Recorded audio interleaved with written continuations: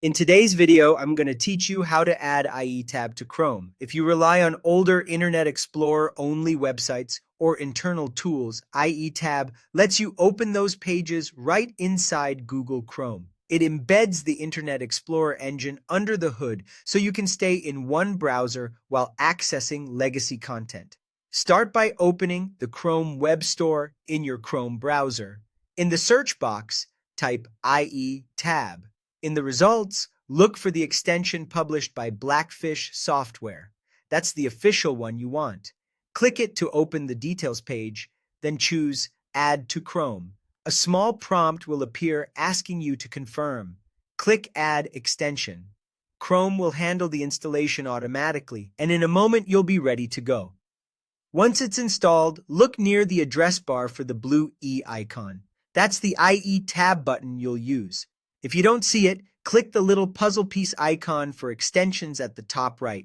Find IE tab in the list and click the pin icon to keep it on your toolbar so it's always easy to reach. Using IE tab is straightforward. Open any website you want to view in Internet Explorer mode. With the page loaded, click the IE tab icon.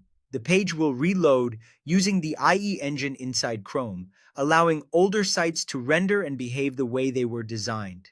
This is especially helpful for legacy corporate portals, older web apps, or government sites that still expect Internet Explorer features. If you visit the same legacy sites often, you can set them to open in IE mode automatically. Right-click the IE tab icon and choose Options.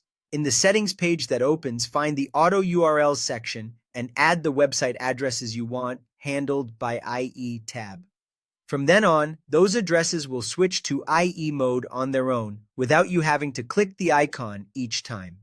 This small setup step can save time and reduce mistakes when you're navigating older systems. A couple of important notes before we wrap up. IE tab works only on Windows because it depends on Windows' built-in Internet Explorer engine. It does not install the old Internet Explorer browser itself. It simply uses that engine behind the scenes. Because IE mode exists to support legacy content, consider limiting it to sites you trust and need for work. And that's it. You've added IE tab to Chrome, made it easy to access from the toolbar, learned how to use it on demand, and configured automatic IE mode for sites that require it.